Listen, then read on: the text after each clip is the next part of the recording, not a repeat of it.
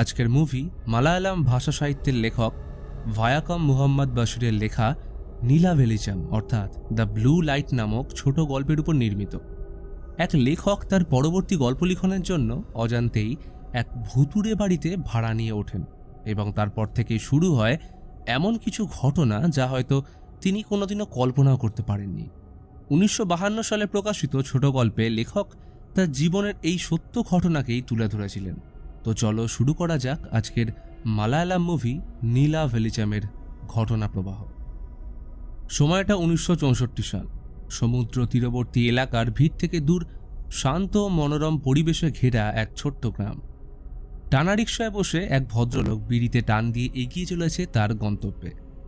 লোকটার নাম বশির, পেশায় লেখক। রিকশা থামল এলাকার এক পরিত্যক্ত বিলাসবহুল দ্বিতল বাড়ি ভার্গবী নিলায়ামের সামনে।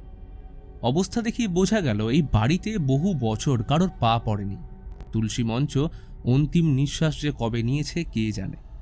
বশির বাড়ির চারপাশে ঘুরে দেখার সময় লক্ষ্য করে কুলি ও রিকশাওয়ালা কোনো কারণে বাড়ির গেট টপকাতে সংকোচ বোধ করছে। এই বাড়ির বাগানের ঠিক মাঝে রয়েছে এক বিশাল কুয়ো। বশির একটা পাথর ফেলে বুঝল কুয়োটা যথেষ্ট গভীর, তবে ব্যবহারযোগ্য জল তোলাই যাবে। ওদিকে রিকশাওয়ালা ইতিমধ্যে পালিয়েছে। অগত্যা বশির বাড়িতে ঢোকার আগে সালাম ঠুকে জং ধরা তালা খুলে ভিতরে প্রবেশ করল। এত বছর কেউ না থাকায় বাড়ির অবস্থা অনুমান করাই যাচ্ছে।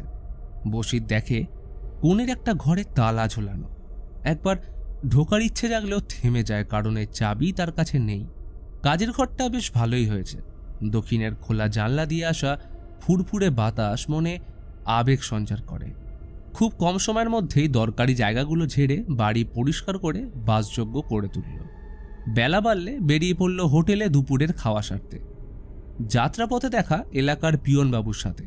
এলাকায় ইতিমধ্যে লেখকবাবু আসার খবর ছড়াতে শুরু করেছে, তাই পিয়নের সাথে পরিচয় সেরে বশির বলে, আমি ওই কিছুটা এগিয়ে ডান দিকের রাস্তার উপর যে দ্বিতল বাড়িটা আছে ভার্গবী নিলায়াম, ওখানেই উঠেছি। কোনো চিঠি আসলে একটু পৌঁছে দিলে ভালো হয়। কিন্তু বাড়ির নাম শুনতেই পিয়নের মুখ শুকিয়ে গেলেও কিছু বলে না। হোটেলে ঢুকেও একই অবস্থা, কারণ দুপুর ও রাতের খাবার বাড়িতে পৌঁছে দিতে বলায় কেউ যেতে রাজি হয় না।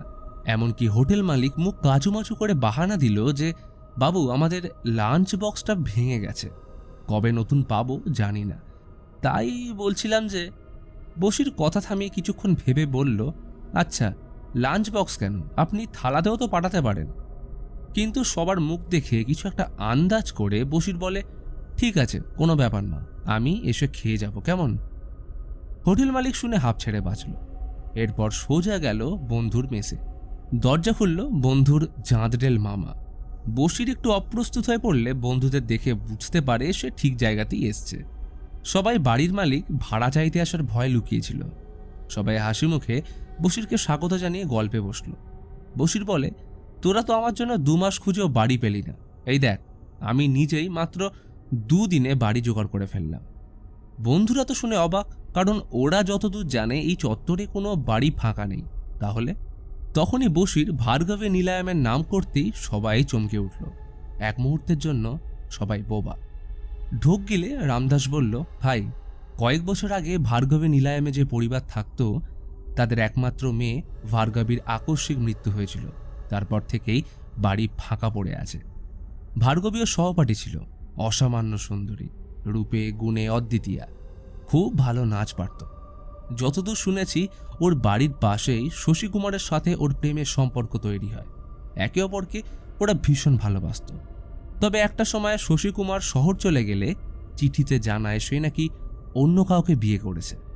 এটা জানার পরেই ভার্গবী কুঁয়োয় ঝাঁপ দিয়ে আত্মহনন করে।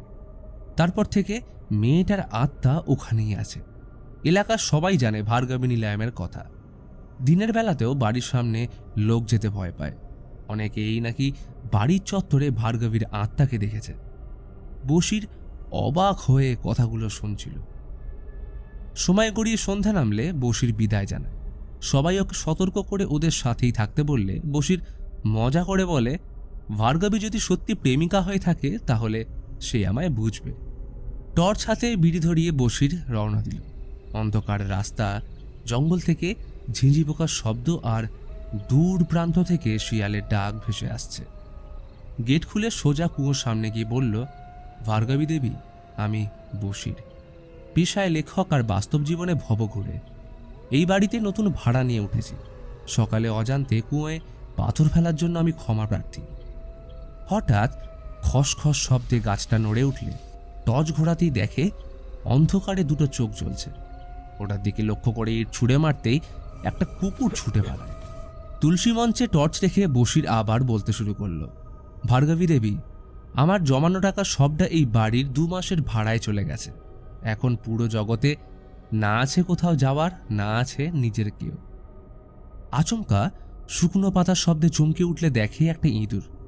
বসির মন শান্ত করে বাড়ির দিকে তাকিয়ে বলল, ভার্গবী দেবী, আমি বাড়ি ঢুকতে পারি তো এবার? বসির ঢুকে গেলে দেখা যায় গেটের সামনে দিয়ে কেউ একজন লুকিয়ে বেরিয়ে গেল।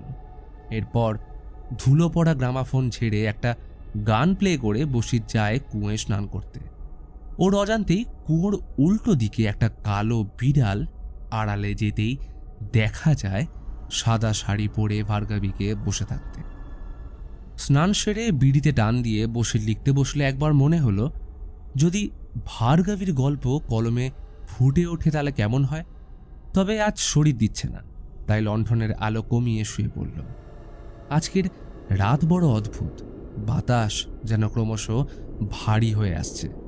টেবিলের উপর রাখা লণ্ঠনের আলো হঠাৎ নিজের থেকে উজ্জ্বল হয়ে ডায়েরির পাতা উল্টোতে শুরু করল। ঘুম ভাঙল বেলা করে। অনেকদিন পর লম্বা ঘুম হয়েছে। ভার্গবীকে সুপ্রভাত জানিয়ে বেরিয়ে গেল বাজারের দিকে।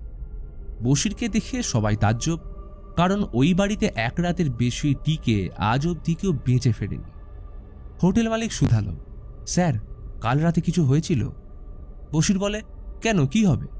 আসলে স্যার, আগের বছর এমএন স্যারের বোন এবং ওনার স্বামী ওই বাড়িতে থাকার জন্য আসেন, কিন্তু এক রাতের বেশি থাকতে পারেনি। বসির তখন উৎসুক হয়ে এমএন স্যারের বিষয়ে জিজ্ঞেস করলে জানতে পারে এলাকায় সবাই তাকে ভগবান তুল্য দেখে। ভার্গবীর মামার ছেলে এই এমএন স্যার। তার সাথেই নাকি ভার্গবীর বিয়ের কথা ছিল, কিন্তু এর মাঝে সে অন্য কারোর প্রেমে পড়লে বিয়ে ভেস্তে যায়। তবে স্যার, আপনি কিন্তু সামলে থাকুন। শোনা যায় ওই বাড়ির এক বন্ধ দরজার ওপারে নাকি ভার্গবীর বেশ কিছু জিনিস আজও রাখা। পিশাচ ভার্গবী ওই বাড়িতে বিভিন্ন রূপে ঘুরে বেড়ায়, পেড়াল, কুকুর, ইঁদুর, আবার কখনো সাপ। ওদিকে দেখা যায় বসিরের অবর্তমানে ভার্গবী নীলায়ামের গ্রামাফোন বেজে ওঠে। মনে হলো চেয়ারটা ঘুরিয়ে কেউ যেন বসল। ফেরার পথে দেখা বন্ধুদের সাথে সবাই উৎসুক জানার জন্য যে কাল রাতে কিছু হলো কিনা। বসির গম্ভীর হয়ে বলল, হ্যাঁ হয়েছিল তো, ঘুম। সবাই বিরক্ত হয়ে বলে, ভাই, আমাদের ওখানে থাকবি চল, কেন এখানে পড়ে আছিস? তবে বসির কোনো উত্তর না দিয়ে মৃদু হেসে সাইকেলে বেরিয়ে গেল। বাড়ি এসে কিছুক্ষণ জিরিয়ে নিজের মনেই বলতে শুরু করল, আচ্ছা ভার্গবী দেবী, কেমন হয় যদি আমি আপনার কাহিনী লিখি? এখানকার লোক যা বলছে সেটা নয়, বরং আপনার আসল কাহিনী। দেওয়ালের ওপারে দাঁড়িয়ে শশী আর এই বাড়িতে ভার্গবী, 2 হৃদয়ের মাঝে এক নির্বাক প্রাচীর। বসির লেখায় মন দিলে কোণের ঘর থেকে আসা আওয়াজে বিরক্ত হয়ে চেক করলে দেখে কেউ জানলা ভেঙে চুরি করার চেষ্টা করেছিল। হয়তো কিছু দামি জিনিস আজও এই বাড়িতে আছে।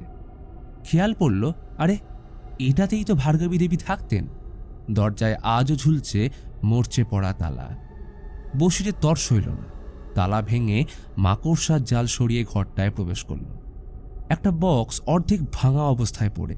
বোঝা গেল এটাকেই জানলা থেকে লাঠি দিয়ে কেউ খোঁচাচ্ছিল। এই ঘরের বাগানের জানলা দিয়ে সোজা দেখা যায় শশীকুমারের বাড়ি। হয়তো এই জানলা দিয়ে কোনো এক সময় ভার্গবী তার প্রেমিককে দেখতেন।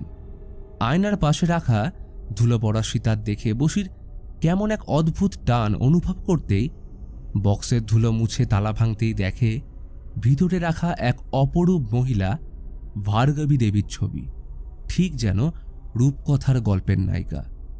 সেদিন বসির এই ঘরটা পরিষ্কার করে বিকেল অবধি সমুদ্র তীরে ডায়েরি নিয়ে বসে রইল। সমুদ্রের বহমান স্রোতের মতো যেন তার মনেও ভার্গবীর কাহিনী ঝড়ের বেগে বয়ে চলেছে। ওই রাতেই একজন অজানা ব্যক্তি বাড়িতে ঢুকলে ভার্গবীকে দেখে ভয়ে মূর্ছা যায়। চিৎকার শুনে বাইরে আসলে দেখে লোকটা পুরো ছটফট করছে। ওকে সামলে বসির ঘরে এনে বসালো। লোকটার নাম পরিকান্নি, গ্রামে নতুন কাজের সন্ধানে এসছে। ভয় বলল, স্যার, বাড়ি ঢুকতে গিয়ে দেখি একজন মহিলা শাড়ি পরে অন্ধকারে বসে আছেন। মুহূর্তের মধ্যে সে আমার গলা টিপে ধরল। হয়তো উনি আপনার স্ত্রী। স্যার, মাফ করবেন, বড্ড ভয় পেয়ে গেছিলাম। বসির তাকে বাড়িতে কাজ করার জন্য বললে সে রাজি হয়ে যায়।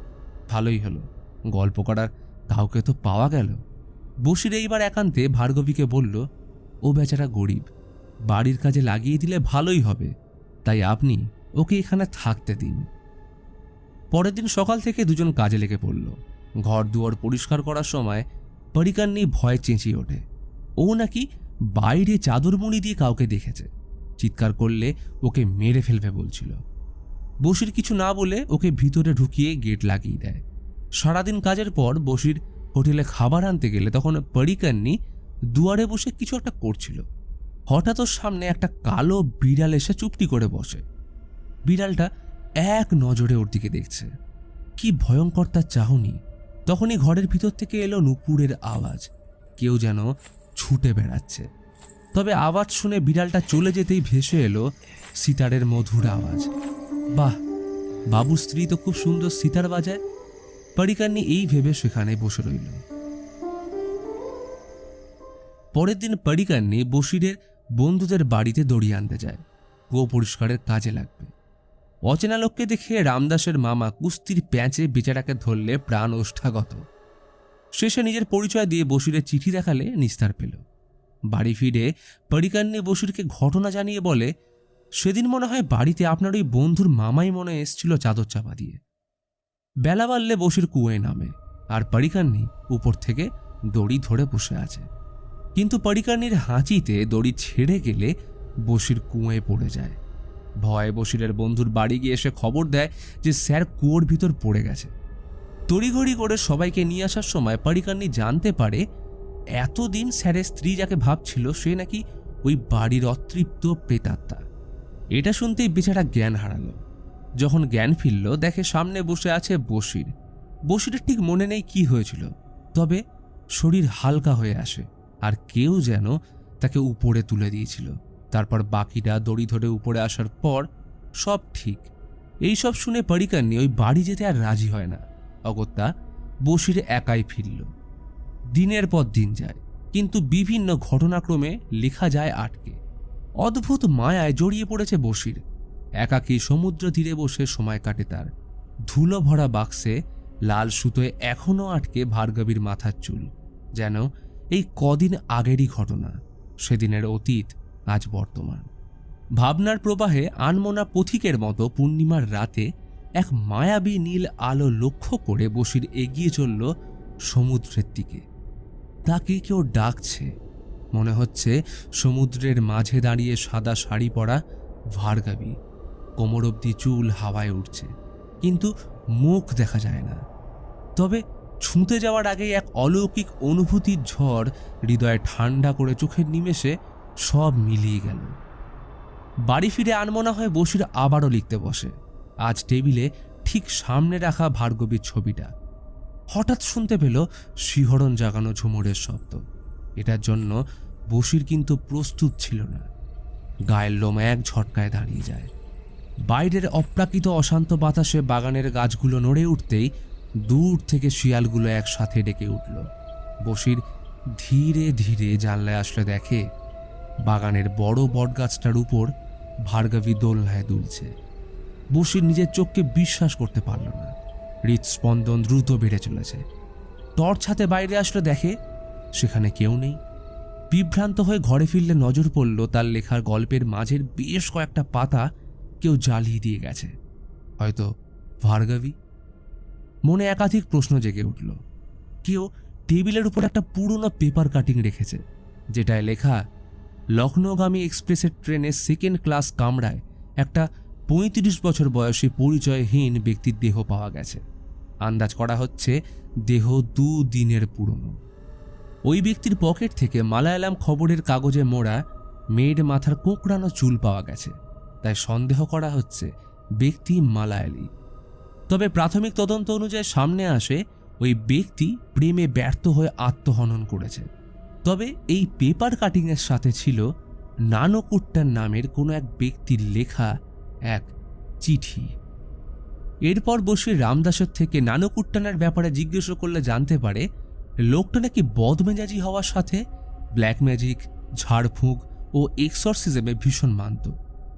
ভার্গবীর দুই প্রিয় বান্ধবী ছিল সুমা আর লতা, যার কারণে বসির ভার্গবীর খোঁজ খবর নিতে সুমার বাড়িতে গেলে ভার্গবীর মা সহ দুই বান্ধবীর সাথেই দেখা হয়ে যায়। সুমা শশীকুমারকে ওই ঘটনার পর থেকে ভীষণ অপছন্দ করে। ভার্গবীর মা মেয়ের শোক থেকে আজও বেরোতে পারেনি। ওদের বাড়িতে একজন দেখাশোনা করার লোকও আছে, নাম পাপ্পু। তাকে ভার্গবী প্রথম বাড়িতে আনে, তারপর থেকে সে এখানেই রয়েছে। বসির ওকে ভার্গবী নিলামে আসতে বললে কোনো মতে রাজি হয়। এর মাঝে ভার্গবীর মাকে বসির কুয়োর সামনে পাওয়া শশীকুমারের লেখা শেষ চিঠির ব্যাপারে জিজ্ঞেস করলে বলেন চিঠি উনি পেয়েছিলেন বটে, কিন্তু নানুকুট্টান চিঠি ওনার থেকে পরে নিয়ে যায়। বসির এই সূত্র ধরে আরও এগিয়ে চলল। কিভাবে সে ভার্গবীর সাথে নিজেকে জড়িয়ে ফেলছে জানে না। সেদিন রাতে আচমকা কুয়োর পাশ থেকে ভারী কিছুর আওয়াজ শুনে বাইরে আসলে কেউ বসিরকে লক্ষ্য করে ছুরি চালিয়ে মারার চেষ্টা করে, কিন্তু সৌভাগ্যবশত বেঁচে গেলে সেই ছুরিটা নিয়ে পরের দিন হোটেল মালিকের কাছে জিজ্ঞেস করলে জানায় যে এই রকম ছুরি এখানকার কেউ ব্যবহার করে বলে তো মনে হচ্ছে না। সে খানিকটা উৎসুক হয়ে ভার্গবীর কাহিনীর ব্যাপারে জিজ্ঞেস করায় বসির বলে কাহিনী আপাতত শেষ হয়নি, তবে এটুকু বলতে পারি ভার্গবী আত্মহনন করেনি। আজ রাতে লেখার সময় কেরোসিন ফুরিয়ে আসলে বসির বন্ধুর বাড়ি যায় তেল আনতে। এত রাতে ওকে দেখে সবাই অবাক। ঝড় আসবে, তাই বসিরকে আজ রাতটুকু থেকে যেতে বললে জানায় কাহিনীর শেষের পথে, তাই দ্রুত বাড়ি ফিরতে হবে জানিয়ে বেরিয়ে পড়ল। সারা রাস্তা শুনশান হলেও মেঘগর্জনের কারণে একটা শিয়ালও আজ ডাকছে না। বাড়ির গেটের সামনে আসতেই বসির ভয় থমকে দাঁড়ানো। যা দেখছে বিশ্বাসযোগ্য নয়। গোটা বাড়ি অদ্ভুত নীল আলোয় ভরে গেছে। বাড়ি ঢুকতেই নাকে এলো অসাধারণ জুঁই ফুলের গন্ধ। বসির অবাক হয়ে দেখে টেবিলে রাখা লণ্ঠনে নীল আলো জ্বলছে, আর কাহিনীর পাতাগুলো ধীরে ধীরে উল্টে চলেছে। বসির অজান্তেই বলল ভার্গবী দেবী, আপনাকে ধন্যবাদ। কাহিনী প্রায় শেষের পথে। কেটে গেছে আরও কিছুদিন। বসির আজ উঠোনে বড় গাছটার তলায় বসে লণ্ঠনের নিভু আলোয় ভার্গবীর কাহিনী পাঠ করছে এবং তার সাথে উন্মুক্ত হচ্ছে ভার্গবীর অজানা ইতিহাস। সময় ফিরে যাচ্ছে অতীতের সেই অন্তিম লহমায়। সুদর্শন শশীকুমার সেতারে তাল ধরেছে, আর সেই তালে ঝুমুর মিলিয়েছে পাশের বাড়ির অপরূপা দুষ্টু মেয়ে ভার্গবী। তাদের প্রথম সাক্ষাতের সূত্রপাত গুরুজি ও ছাত্রীর আবেশে গান তালিমের মাধ্যমে। কলেজ অ্যানিভার্সারির অনুষ্ঠানের জন্য দুই বন্ধু আর ভার্গবী এসছে শশীর বাড়ি। তারা মনে মনে একে অপরকে ভালোবাসে, তাই ভার্গবীর কথা ফেলার সাহস শশীর নেই। কলেজের অনুষ্ঠানে ওদের সাথে গাড়িতে আসতে দেখা যায় ভার্গবীর মামার ছেলে নানুকুট্টানকে। সে একজন দক্ষ শিকারী, বন্দুক ও ছুরি চালানো তার কাছে নস্যি। সেদিনের অনুষ্ঠানের পর ভার্গবী শশীকে ডিনারের জন্য বাড়িতে আনে, যা দেখে নানু অবশ্য খুশি হয় না।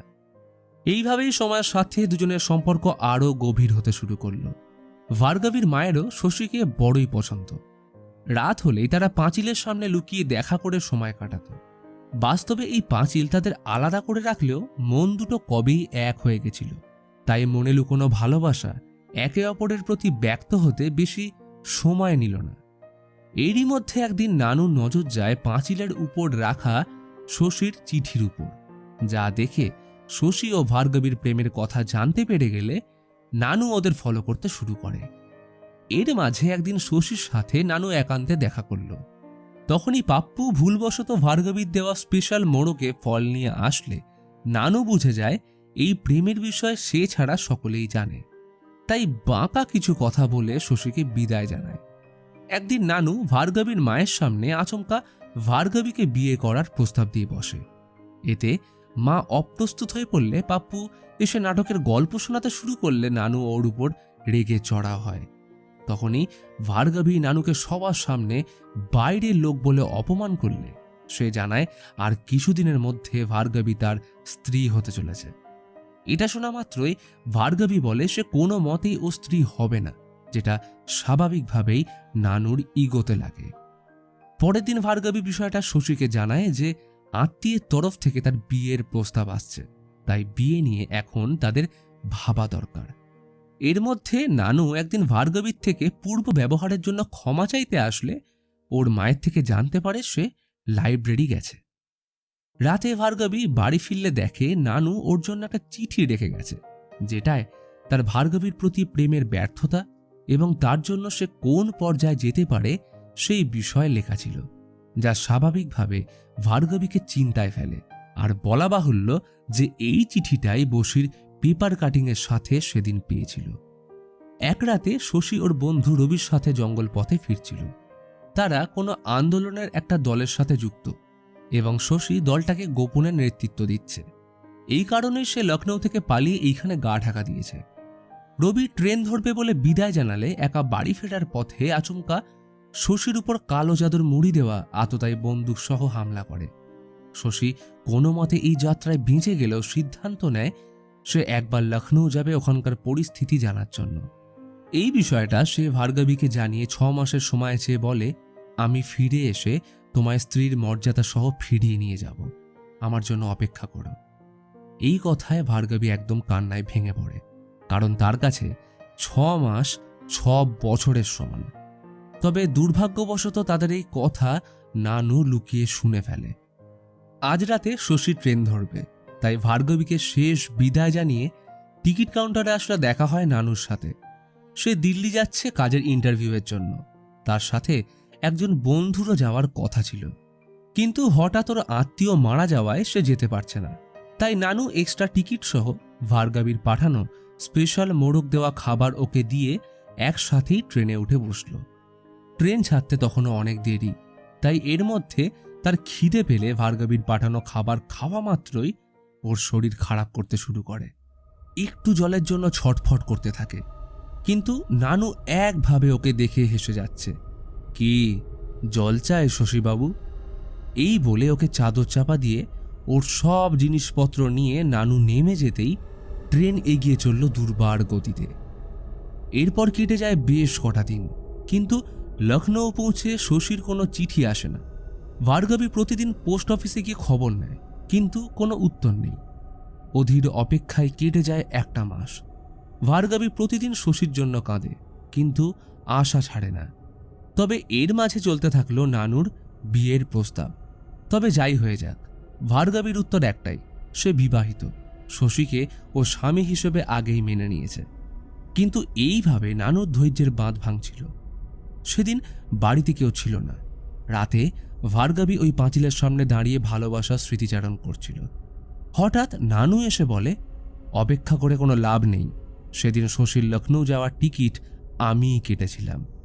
যাত্রাপথে ওর খিদে পেলে বিষ মেশানো ফল দিয়ে বলেছিলাম এটা ভার্গবী পাঠিয়েছে। বেচারা একবারও সন্দেহ না করে খেয়ে ফেলল। আসলে তোমার শশী কখনোই লখনৌ পৌঁছয়নি, মাঝ রাস্তায় মারা গেছে, তাই ওর অপেক্ষা করা বৃথা। তাই এখন একটাই উপায়, আমায় বিয়ে করা। এই হৃদয় বিদারক খবর শোনার পর ভার্গবী বাকরুদ্ধ হয়ে যায়। তার এতদিনের স্বপ্ন এইভাবে শেষ হয়ে যাবে কখনো ভাবেনি। মনের কষ্ট আর নানুকে উচিত শিক্ষা দেওয়ার প্রতিহিংসার আগুনে জর্জরিত ভার্গবী নানুকে সর্বশক্তি দিয়ে থাপ্পড় মারলে নানু রেগে ওর চুলের মুঠি ধরে কুয়োয় ফেলে দেয় এবং সেখানে রেখে যায় নানুর লেখা মিথ্যে চিঠি, যা দেখে সবাই জানল শশী লখনৌতে বিয়ে করে সংসার করছে। এই খবর সহ্য করতে না পেরে ভার্গবী আত্মহনন করেছে এবং এর সাথেই সময়ের পাতায় ভার্গবীর মিথ্যে কাহিনী লোকমুখে ছড়িয়ে পড়ে। বসির একভাবে চেয়ে আছে কুঁয়োর দিকে। ভার্গবীর ঘটনা তার মনকে অদ্ভুতভাবে নাড়িয়ে দিয়েছে। ভার্গবী দেবীর এই কাহিনী কি সত্যি? তখনই মৃদু কণ্ঠে পাশ থেকে নানু বলল, কাহিনীর সত্যতা যাচাইয়ের জন্য আমি আছি, চিন্তা করো না। বসির শান্ত গলায় বলল, আসুন, আপনার জন্যই তো অপেক্ষা করছিলাম, মিস্টার এমএন ওরফে নানু কুট্টাম। তার সন্দেহ অবশ্য শুরুতে রামদাসের মামার উপর ছিল, কিন্তু সেদিন পাপ্পুর কথা শোনার পর পুরো ঘটনা নতুন মোড় নেয়। নানু হেসে বলল, গল্প ঠিকই লিখেছ, শুধু একটু এদিক ওদিক হয়ে গেছে। তবে সেটাকে ঠিক করে পাবলিশ করা অবধি মনে হয় না তুমি বেঁচে থাকবে। প্রথম থেকেই আমার তোমার উপর নজর ছিল, তাই একবার নিশানায় শান দেওয়ার জন্য ছুরি লক্ষ্য করে ছুঁড়ে তোমায় মারতে চেয়েছিলাম, কিন্তু মিস হয়ে গেল। এরপর পরিকার নিয়ে আমায় একদিন চাদর ঢাকা দিয়ে দেখে ফেলে। কিন্তু ছাড়ো, সকাল হতেই 30 লরি বালি আসবে এই কুঁয়ো বুঝিয়ে দেওয়ার জন্য।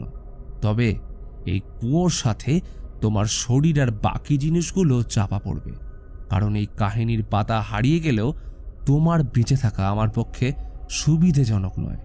কারণ ভার্গাবীর প্রেমের গল্পের নায়ক একজনই থাকবে, আর সেটা আমি। নানু কাহিনীর পাতাগুলো কুয়োয় ফেলে বলল, বশির, ওই যে বলেছিলাম গল্পে একটা ভুল আছে। আসলে ওই রাতে শশীকে বিষ দেওয়ার পর আমি পরে স্টেশনে নেমেছিলাম, কারণ শশী তখনও মরেনি। তাই ওর গলা টিপে শেষ করার পর আমি নেমে যাই। আর সবথেকে গুরুত্বপূর্ণ কথা, ভার্গাবী বলেছিল মৃত্যুর পরেও আমার উপর নাকি বদলা নেবে। শুধু এইগুলোই তুমি লিখতে ভুলে গেছো। কথাটা শেষ করেই ছুরি হাতে বশিরের উপর সে ঝাঁপিয়ে পড়ল। চলে ভয়ঙ্কর হাতাহাতি। বশিরও কিছু কম যায় না, কিন্তু একটা সময় নানু ওকে কাবু করে কুয়োয় ফেলতে যায়। তখনই বিদ্যুতের ঝলকানিতে দেখা গেল জানলা দিয়ে ভার্গাবী ওদের এক দৃষ্টিতে দেখছে।